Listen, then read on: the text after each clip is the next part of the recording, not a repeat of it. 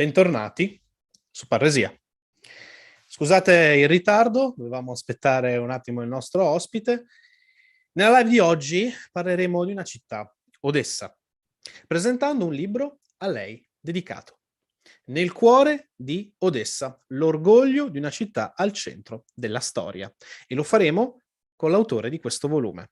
Quindi per me è un onore avere collegato proprio da Odessa Ugo Poletti, che ringrazio molto per la sua partecipazione a questa intervista. Buonasera Ugo.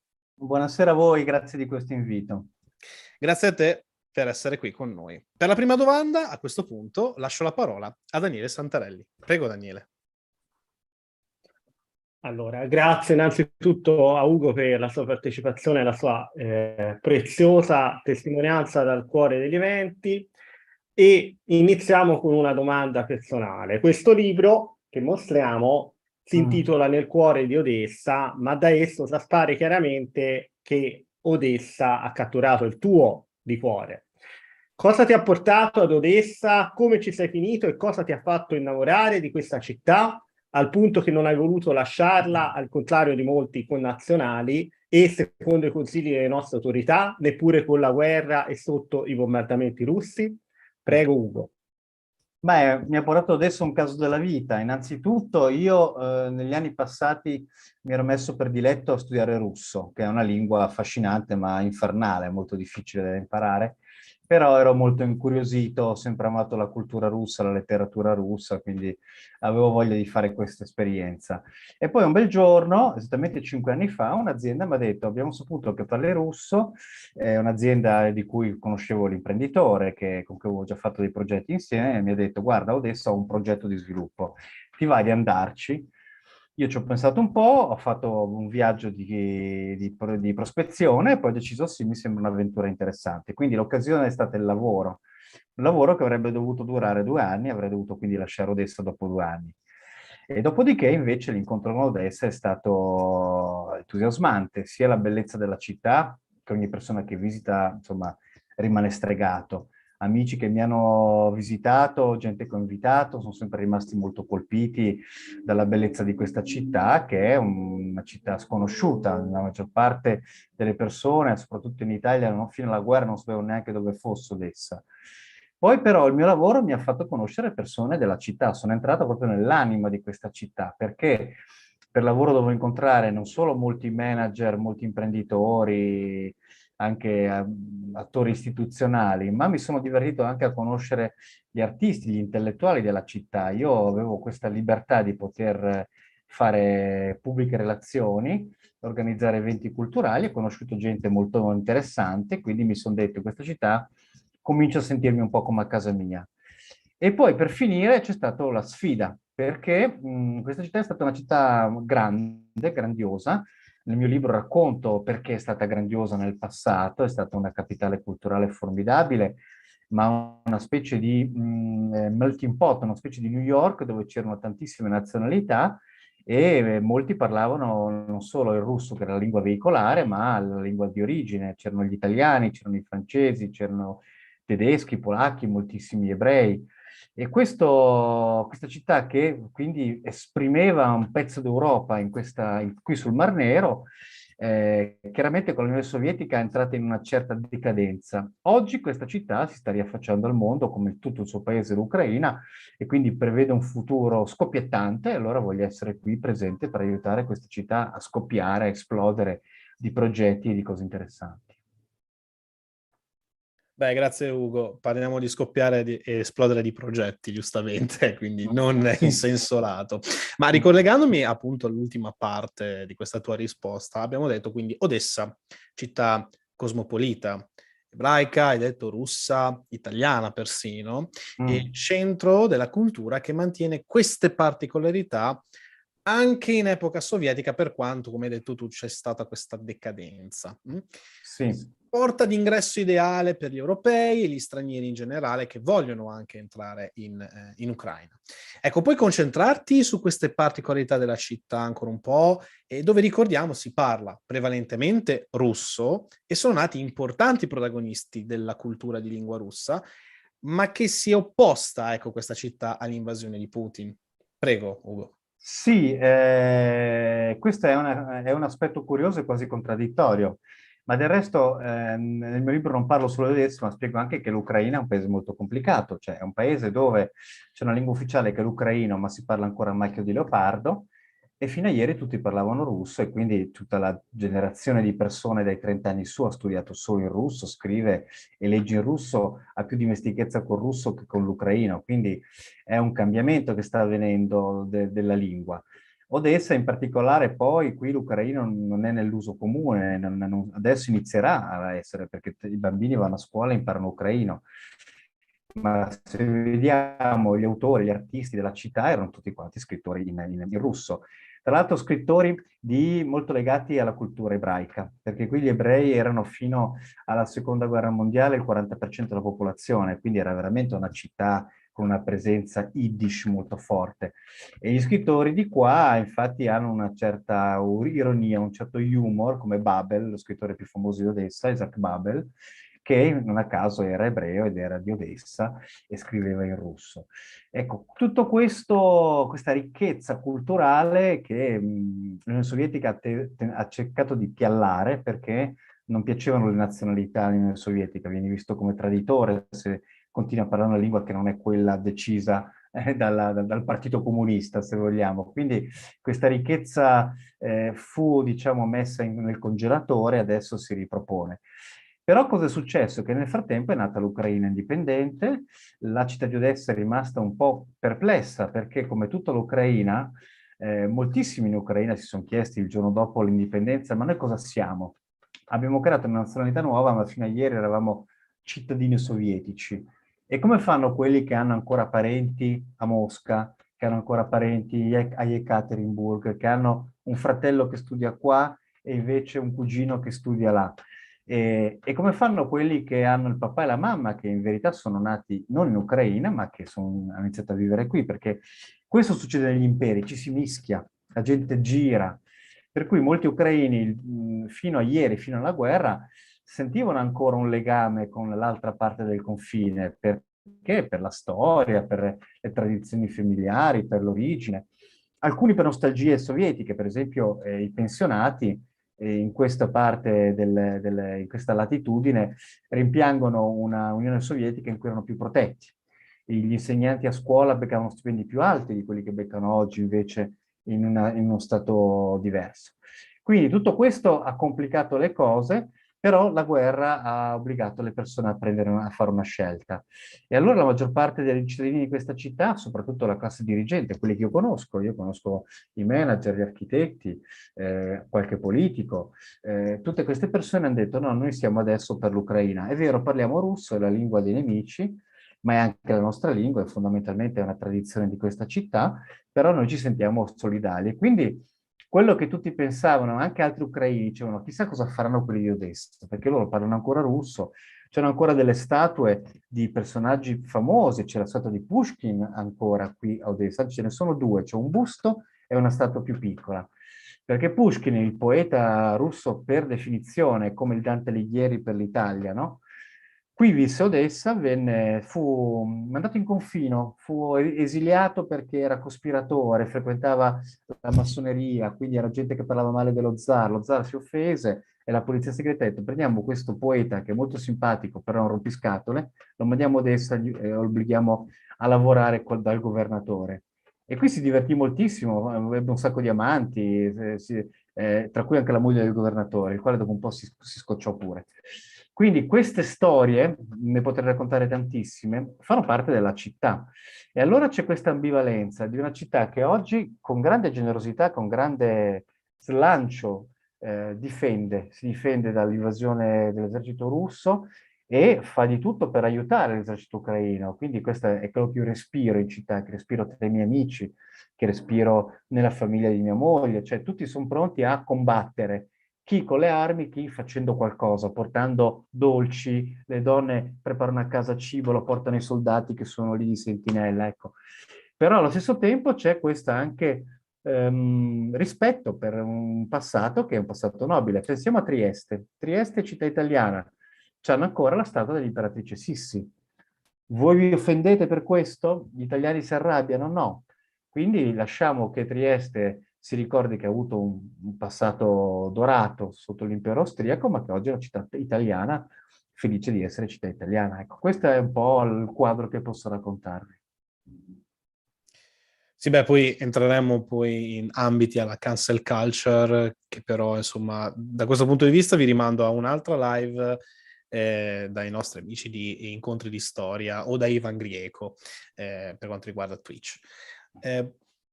Ora, parliamo del tuo rapporto fondamentalmente con l'informazione, cioè tu hai avuto, diciamo, la fortuna nella sfortuna, ecco, di essere uno dei pochi giornalisti italiani presenti fondamentalmente in loco, e quindi ti chiedo come sta reagendo la città e la sua popolazione? Cioè è stata colta di sorpresa, come tu stesso hai ammesso di esserlo stato fondamentalmente, non prevedendo un attacco imminente da parte di Putin?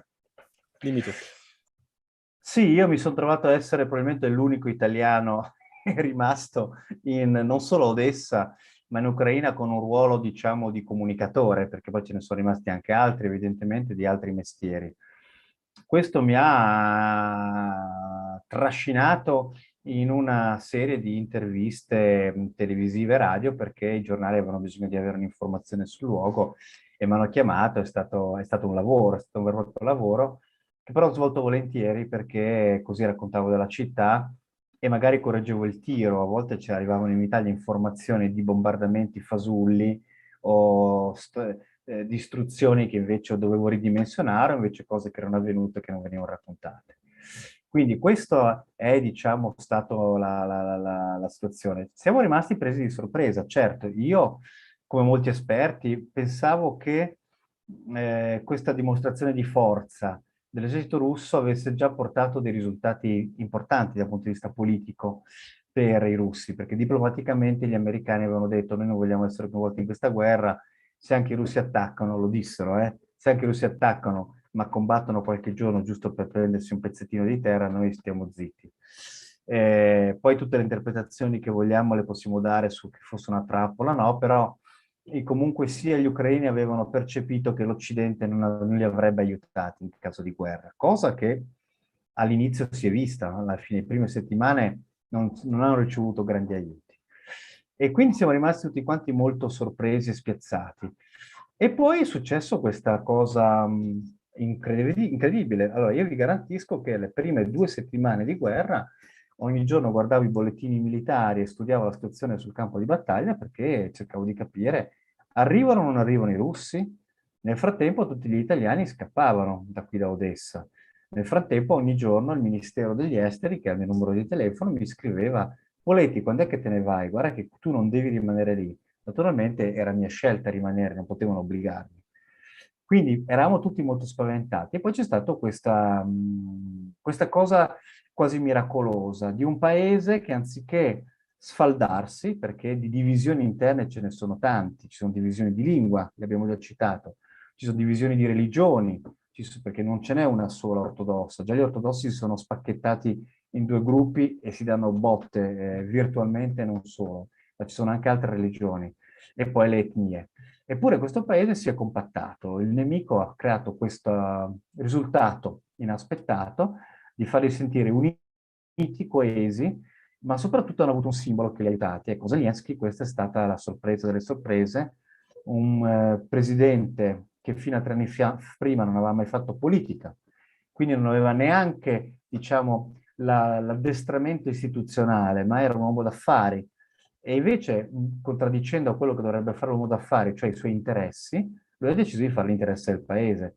E guardate che rischiava di morire, perché si sapeva per certo, e per queste cose le abbiamo scoperte, che c'erano delle squadre della morte pronte ad attaccare il palazzo presidenziale e ucciderlo o catturarlo vivo, lui e la sua famiglia. E non sono riusciti, li hanno beccati in tempo, c'è state sparatorie molto vicine, ma lui è rimasto. Questa cosa ha dato una sferzata di orgoglio a questo popolo e allora nel campo di battaglia anche i soldati, anche i civili, tutti quanti hanno detto, beh, allora se il nostro presidente non ci abbandona, facciamo qualcosa anche noi e così è iniziata qui la storia. Io me la sono vista giorno per giorno, è stata una cosa interessante, affascinante. Bene, E mi permetti proprio di entrare in battuta con la prossima domanda. Ti chiederei, dunque, proviamo a fare un confronto tra lo metto tra virgolette, predestinato Putin e, sempre tra virgolette, l'outsider Zelensky. E tu lo definisci, a pagina 119 del tuo libro, un presidente per sbaglio, un neofita della politica. Ecco, vorrei questo confronto, insomma, come leader tra questa giovane, tra virgolette, democrazia, chiamiamola così, Sì. ucraina, e la ben consolidata autocrazia russa. Prego, Ugo.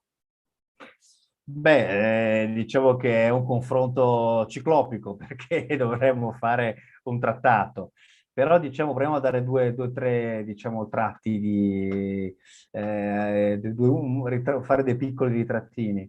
Io sono convinto, non sono l'unico, però chiaramente la mia opinione può essere confutata, ma sono convinto che Zelensky era una candidatura di disturbo, perché il vero candidato, dato da tutti i pronostici vincente, era il presidente uscente, Poroshenko. Tra l'altro era il presidente anche sponsorizzato dagli americani, perché Zelensky ha scombinato tutte le carte sul tavolo. Cioè, nessuno pensava in questo paese, io ho seguito quella campagna elettorale giorno per giorno, che un attore e businessman, perché lui è anche produttore, non è soltanto attore, quindi è un personaggio completo, che ha venduto le sue produzioni e quindi è diventato anche un uomo, diciamo, ricco grazie al suo successo, ma che questo, diciamo, personaggio che la gente aveva visto nei programmi televisivi venisse eletto senza un programma, senza un partito, questa è una cosa sconcertante.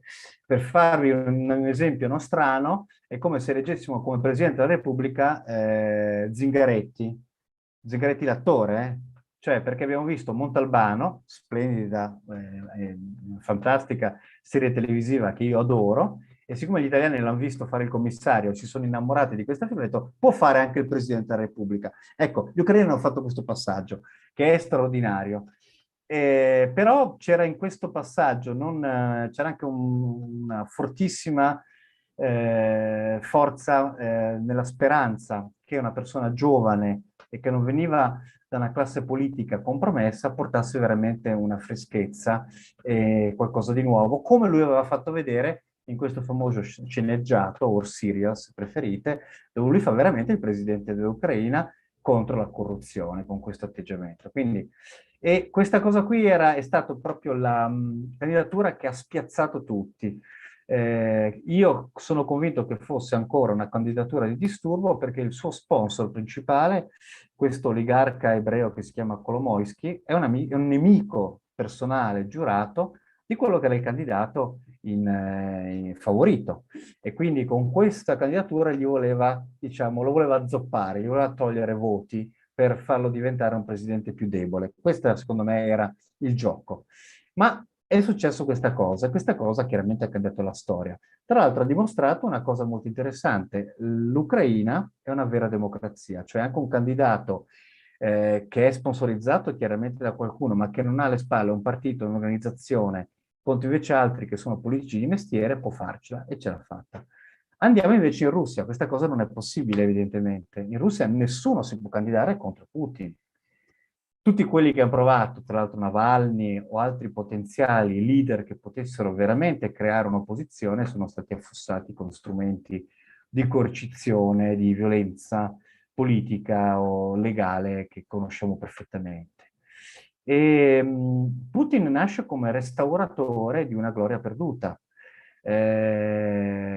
Non facciamo tutta la storia di quello che è successo dal crollo dell'Unione Sovietica fino ad oggi, ma Putin, che comunque è cresciuto in quel periodo, è cresciuto come membro dei servizi di sicurezza, era un ufficiale del KGB, con anche esperienza di lavoro in Germania, quindi in quello che erano paesi occupati, se vogliamo, dalla Russia, dall'Unione Sovietica, pardon.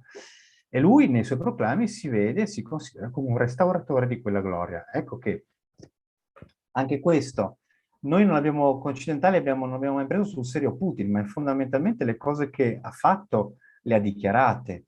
E per ricongiungermi con la domanda precedente, quelle truppe schierate alla frontiera per qualche mese non erano una dimostrazione di forza, ma era un piano militare che era stato preparato da anni, perché questi piani militari si preparano da anni, non sono frutto di una decisione di poche settimane, ma neanche pochi mesi, perché bisogna accumulare risorse e bisogna fare tutta una serie di ragionamenti. Quindi il confronto tra i due è molto strano e forse mettiamoci un pizzico di interpretazione nostra improvvisata adesso, forse per Putin avere un vicino di casa che è un presidente eletto democraticamente, che può essere criticato e preso in giro dal proprio popolo. Tu non ti azzardare nella televisione russa a fare ironie o dire fare battute su Putin perché finisci malissimo. Ma qui la gente può parlare male di Zelensky, può prenderlo in giro, nessuno finisce per questo, diciamo, in manette. Ecco, questo esempio di democrazia proprio a due passi dalla capitale russa probabilmente era un esempio molto scomodo per i russi che sanno tutto quello che succede in Ucraina, anche perché moltissimi dei media online ancora adesso parlano in russo, quindi possono sentire e ascoltare tutto quello che gli ucraini fanno. Grazie. Sempre riguardo Zelensky, faccio una virata riprendendo l'ultima nostra live con ospiti Parsi, il nostro amico Mirko L'ho Campochiari vista, sì, sì. e Gastone Breccia. Come commenti questa immagine di Zelensky con la moglie sulla rivista Vogue? Ah, sì, sì, sì, sì. Prego, Ugo. Ne ho a lungo discusso anche con, qui in casa, con gli ucraini. Ebbene, io sono dalla parte, Mirko ha citato il parere di Germano Dottori, e sono d'accordo con quella valutazione, cioè tenete presente che Zelensky e sua moglie, bella donna che è rimasta accanto a suo marito, quindi anche questa qui, chiamiamolo un atto di coraggio, poteva prendere i bambini e andarsene al sicuro. E probabilmente molti non l'avrebbero biasimato. Invece è rimasta e aiuta il marito nella politica internazionale. Questa coppia è una coppia simbolo, cioè è un simbolo della resistenza. Gli ucraini che stanno combattendo vedono in questa coppia un modello a cui ispirarsi, quindi loro sono in questo momento amati moltissimo. I simboli, quindi loro sono un simbolo, i simboli vanno esibiti. Può dar fastidio a qualcuno, ma una bella fotografia, come quella bellissima fotografia, io le trovo molto belle quelle foto, in cui lui abbraccia lei con questo braccio, sta dicendo io proteggo mia moglie e come presidente proteggo l'Ucraina, questa è la simbologia. Guardate che questa foto è piaciuta qua. Allora, loro devono lavorare per il loro paese. Se quelle foto di Vogue ispirano la resistenza qua in Ucraina e la gente ha trovato belle quelle foto, chiunque le critica, perché è fuori dall'Ucraina, perché non sta partecipando alla guerra, sta esercitando snobismo, sono giudizi snob, ma questa comunicazione qui è stata giudicata come efficace. Addirittura, vi racconto questo un'anteprima, un gossip, ci sono diverse foto di questo servizio. Ce n'è una in cui lei è seduta con chine in avanti con le mani sulle ginocchia. Non so se avete, c'è una su delle scalini. Ebbene, quella foto, curiosamente, che tutti non la considereremmo come una foto importante, non è tra quelle più glamour, quella foto invece ha acceso la curiosità di tutte le donne ucraine. Perché? Perché una signora dell'alta società dovrebbe stare seduta con le spalle dritte, perché una principessa non si china in avanti, non mette le mani sulle ginocchia. E allora tutte le donne ucraine hanno iniziato a farsi delle foto in quella posa, quasi per prendere in giro la First Lady. Per dirvi come questa comunicazione comunque ha generato una connessione anche emotiva, scherzosa e ironica, e quindi sbagliano quelli che la stanno criticando e biasimando con un punto di, ripeto, di snobismo e anche di moralismo, è fuori luogo. Bene, grazie Ugo. Secondo te, domanda forse un po' banale, però, come vedi il futuro dell'Ucraina? Cioè, pensi che riuscirà a risollevarsi da questi ingenti danni di questa guerra, specialmente chi pagherà per questa ricostruzione magari futura? Pensi che potrà entrare nell'UE, cioè nell'Unione Europea, e magari anche nella NATO? E anche dall'altra parte ti chiedo, come vedi il futuro della Russia? Beh, queste sono 4 domande, quindi adesso vediamo di riuscire a rispondere una per una. Domandone. Allora, la ricostruzione dopo una guerra è un momento, è un'occasione unica perché può essere veramente un'esplosione di energia che può creare un paese nuovo e migliore. Per noi è stato così in Italia. Scusate, noi nel dopoguerra abbiamo ben speso i soldi del piano Marshall, avevamo una classe dirigente con le idee chiare, perché l'importante è questo, non sono solo i soldi, c'è anche la motivazione di un paese a ricostruirsi e anche un piano serio. E l'Italia aveva una classe dirigente, ricordiamo De Gasperi e Einaudi, cioè gente serissima, che aveva un piano e quindi noi abbiamo avuto un momento che abbiamo poi chiamato miracolo economico, quello degli anni 60, ma che era frutto di questa ricostruzione, che ha reso il paese addirittura un paese più prospero e più ricco, per esempio, dell'Inghilterra. L'Inghilterra negli anni 60, 50, 60 ancora non era un paese dove si mangiava bene, si viveva bene come se già si viveva in Italia, per dirvi. Ecco, quindi la ricostruzione è una grossa opportunità per l'Ucraina. Io mi aspetto molto da questa ricostruzione perché ritengo che il paese abbia la forza, la gente che qui ha combattuto ha la motivazione per ripulire e rilanciare questo paese. Credo che Zelensky con il suo team che stiamo conoscendo, io qui li conosciamo uno per uno, quelli che fanno parte del team e che spesso fanno interviste, è gente motivata. Certo, non nascondiamoci che è un paese ancora molto disorganizzato, è un paese ancora molto immaturo, è un paese dove c'è molta corruzione nella pubblica amministrazione, ma queste cose sono in netto miglioramento perché tutti hanno capito che la corruzione è nemica dell'Ucraina, è nemica del paese, la corruzione è un alleato oscuro dei russi. Più c'è corruzione, più è un paese debole. Forse una cosa che gli ucraini amano dire con molta ironia è per fortuna che i russi sono più corrotti di noi, perché così abbiamo avuto degli soldati russi peggio equipaggiati dei nostri, peggio motivati, invece i nostri almeno li abbiamo fatti mangiare bene, coperti bene e riforniti di munizioni.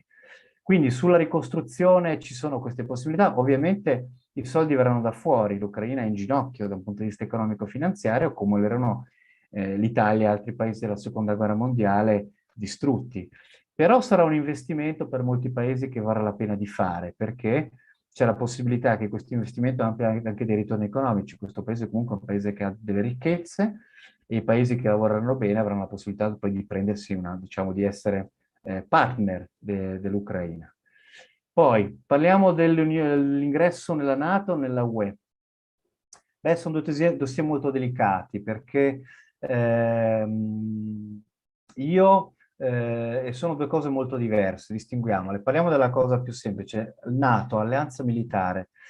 E lì questa è una cosa molto delicata. Naturalmente io non voglio esprimere pareri politici, però un'alleanza militare significa che se l'Ucraina domani entra in pace, perché ci vuole la pace per entrare prima nella NATO, non entri nella NATO se sei in un momento, in un'occasione di guerra. Ma in una situazione in cui il conflitto potrebbe riesplodere, ecco che attenzione che i paesi della NATO vorrebbero in quel momento intervenire. Quindi noi sappiamo già che ci sono molti paesi della NATO che non sono propensi a partecipare a una seconda guerra russo-ucraina. Però se l'alleanza accoglie un membro, poi sono obbligati a farlo. Ecco, quindi io su questo discorso NATO lo trovo non con delle basi molto realistiche. È ovvio che gli ucraini ci vogliono entrare perché hanno bisogno di essere protetti. Ricordiamoci che i baltici, i 3 paesi del Baltico e i polacchi entrano nella NATO perché avevano paura di essere rinvasi dai russi. Però l'Ucraina invece è in uno stato già di guerra, quindi è una questione molto delicata. Io credo che non ci siano delle condizioni favorevoli perché tutti i paesi della NATO votino favorevolmente a far entrare l'Ucraina come alleanza. Probabilmente rimarrà una collaborazione esterna. Certo che l'Ucraina, ultima cosa, l'ha messo nella Costituzione. Questa probabilmente è stata una provocazione che ha dato molto fastidio ai russi. Ma vogliamo ricordare che non fu Zelensky a mettere nella Costituzione il richiamo all'adesione alla NATO, ma fu Poroshenko che, come prima ho detto, era il candidato favorito anche dagli americani. Riguardo all'Unione Europea, io vedo un grosso desiderio di andare incontro all'Ucraina dal punto di vista emotivo, sentimentale, però l'Unione Europea deve fare molto bene i suoi conti, perché attenzione, un paese come l'Ucraina è grande ed è molto, diciamo, grosso da digerire, nel senso che, per come io conosco l'Europa, bisogna vedere quali shock economici un ingresso dell'Ucraina può creare in altri paesi. E quindi, da una parte, l'Unione Europea si faccia i conti e non faccia promesse che poi non può mantenere. Dall'altra, dica anche agli ucraini, guardate che non state entrando in Europa per, diciamo, soltanto perché loro vogliono soprattutto protezione militare. Guardate che l'Europa non ve la può dare questa cosa. Anzi, l'Europa vi chiederà di cambiare alcune leggi, vi chiederà di fare delle cose che voi oggi, che siete fieramente, diciamo, orgogliosi della vostra indipendenza, non siete preparati a fare. Questo ancora non gliel'hanno detto agli ucraini, bisogna che invece ci sia un momento di chiarezza per dire: guardate, l'ingresso in Europa significa cedere autonomia, cedere sovranità, non rafforzarla. È un concetto molto, molto che in tempo di guerra non si può discutere tanto, ma prima o poi ci sarà. E con la Russia, boh, come va a finire? Non lo so, nel senso che lì è molto più difficile fare previsioni. Voi avete avuto ospite Mirko di Parabellum, che sta fornendo una informazione formidabile sul conflitto. E io sono anche stato felice quando sono venuto in Italia di conoscerlo personalmente, lui come altri, che mi stanno aiutando anche nel mio lavoro di giornalista a sentire attraverso le loro fonti anche delle fonti alternative. Però il futuro rapporto con la Russia è molto ingarbugliato. Certamente questa guerra sta portando delle lacerazioni, degli strappi, dei rancori e delle voglie di vendetta che ci verranno tanti anni per digerire. Daniela, Bene. te la parola. Benissimo, un'ultima domanda.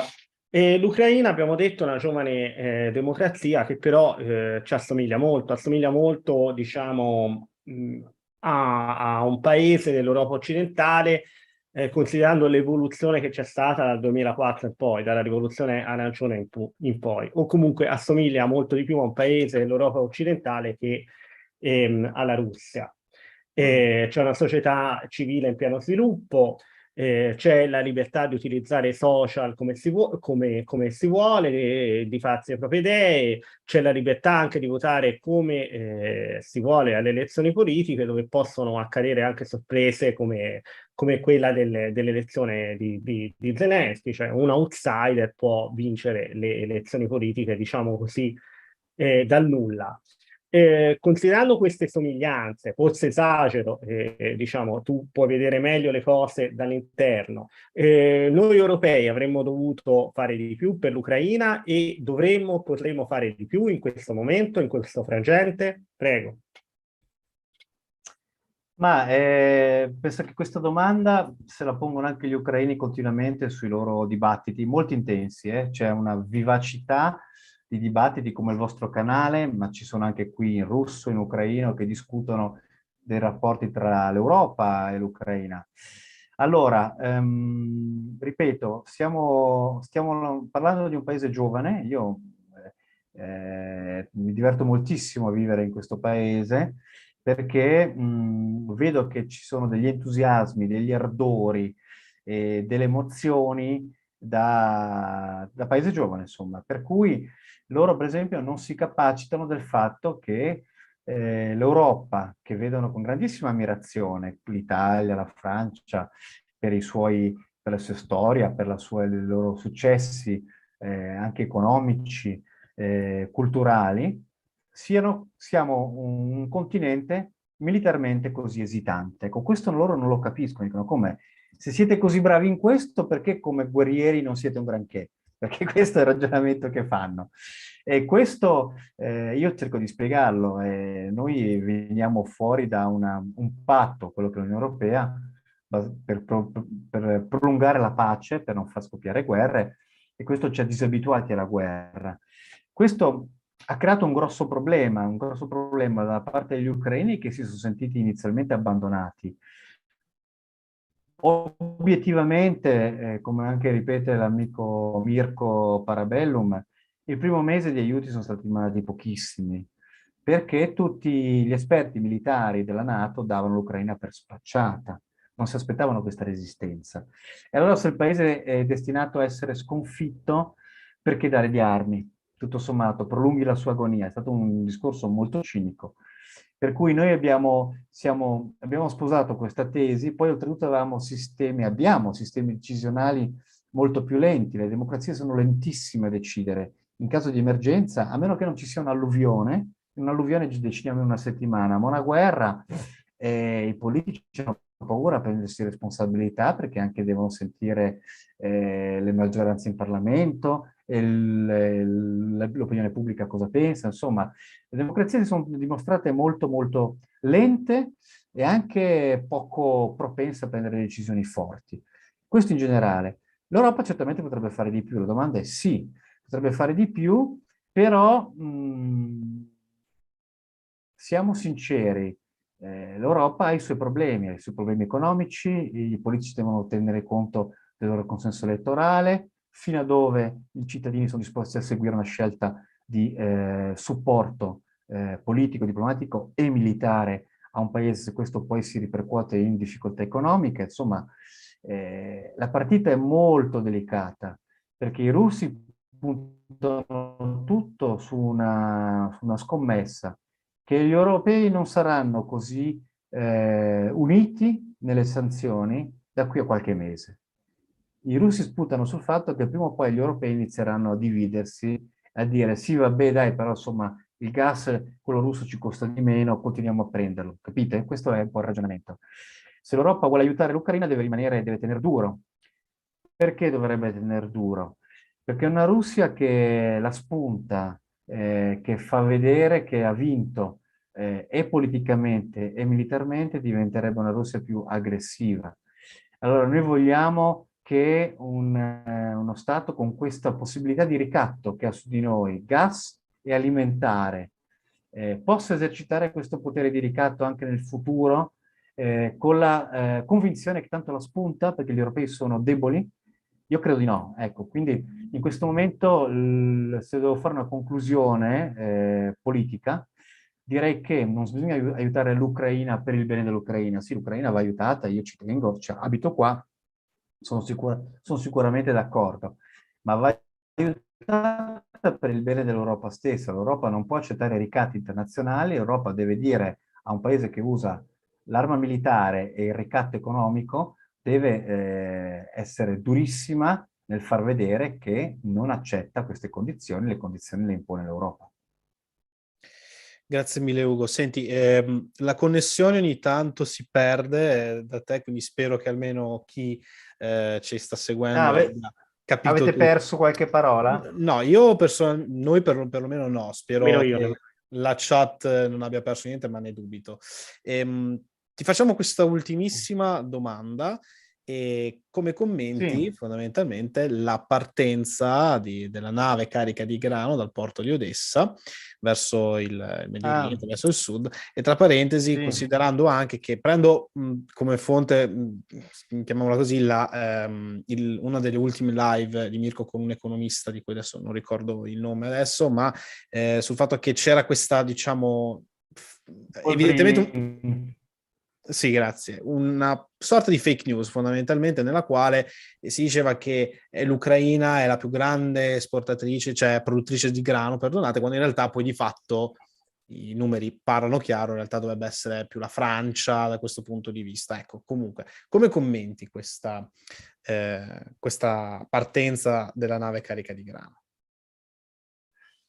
Ma diciamo che su questa partenza di questa nave si sono accese tante speranze. Bisogna stare attenti a non sperare troppo, a non essere troppo ottimisti. Da una parte qualcuno dice, visto che sono riusciti a mettersi d'accordo su una nave, sono riusciti a mettersi d'accordo su questo corridoio di sicurezza, di corridoio per far uscire il grano, domani possono anche negoziare la pace. Ecco, non accendiamo queste speranze perché i due tavoli sono completamente separati.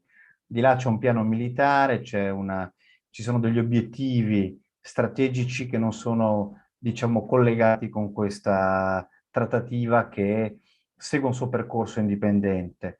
Anzi, se vogliamo, questo corridoio è quasi più un risultato, un vantaggio diplomatico per la Russia, perché la Russia, facendo arrivare mais e grano in questi paesi, salvandoli dalla fame, ottiene anche da loro poi in cambio appoggio diplomatico.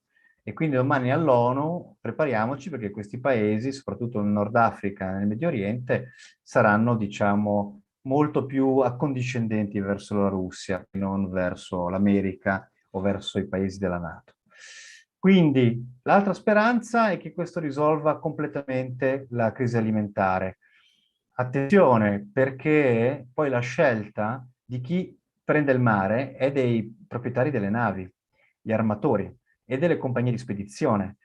Fare quel percorso è molto costoso perché le assicurazioni caricano dei premi più alti e quindi quei carichi alla fine salgono come costi. Non sappiamo ancora, non possiamo saperlo, quante navi usciranno. È possibile che la cosa vada bene perché gli ucraini comunque hanno interesse a far uscire questo grano e questo mais che sono i raccolti passati, perché tra un po' arriverà il raccolto nuovo, quindi hanno bisogno di svuotare i silos. Ma allo stesso tempo, chissà quanti operatori decideranno di affrontare questo percorso. Quindi lo vedremo. Tenete presente che questo patto dura solo 4 mesi, poi dopo forse lo rinnovano, forse no, però insomma guardiamo giorno per giorno la situazione senza farci grandi illusioni. Molto bene. Io a questo punto, se Daniele non ha altre domande, direi di concludere qui la nostra breve live, quindi di lasciare andare il nostro amico Ugo Poletti, che ringrazio tantissimo per essere stato presente a questa intervista. Ovviamente ringrazio anche Daniele Santarelli. Io vi do appuntamento al 9 di agosto, dove parleremo questa volta delle elezioni politiche del 25 di settembre con un altro analista, cioè Andrea Muratore. A questo punto io vi lascio. Vi seguirò. Grazie mille Ugo e vi do appuntamento a un nostro prossimo video, a una nostra prossima live, ancora qui su Paresia. Arrivederci a tutti. Grazie, Arrivederci Ugo. arrivederci. Grazie mille. Arrivederci.